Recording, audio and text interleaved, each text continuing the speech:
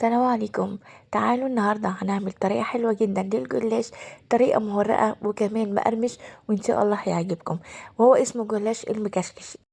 هنجيب لفة جلاش حوالي نص كيلو، نبدأ نسويها وبعد كده هنقطعها جزئين. الجزء الأول هنستخدمه والجزء التاني هنستخدمه فيما بعد، بس أهم حاجة لازم نغطيه بفوطة مطبخ وهنسيبه على جنب.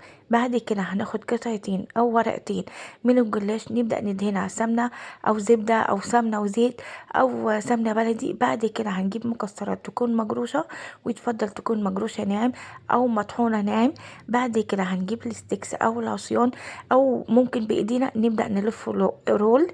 بعد كده بايدينا الاتنين نبدأ نكشكشهم وهنسيبهم على جنب. ممكن نعمل اشكال تانية، ممكن نعملهم دوريات. برضو هنجيب قطعتين او ورقتين من الجلاش، ننزل عليهم بالزبدة او بالسمنة البلدي.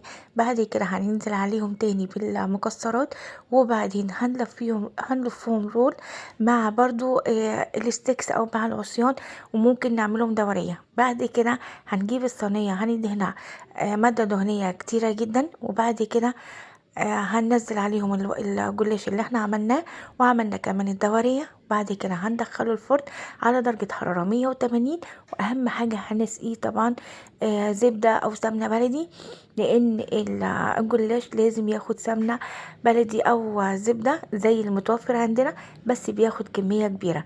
بعد كده هندخله الفرن على درجة حرارة 180، هيطلع بالجمال ده. نبدأ نسقيه طبعا سيرب بس يكون بارد، وهنقدمه ألف هنا وشفا على قلبكم. بجد وصفته حلوة جدا وما بياخدش وقت. أشوفكم على خير في وصفة تانية. مع السلامة.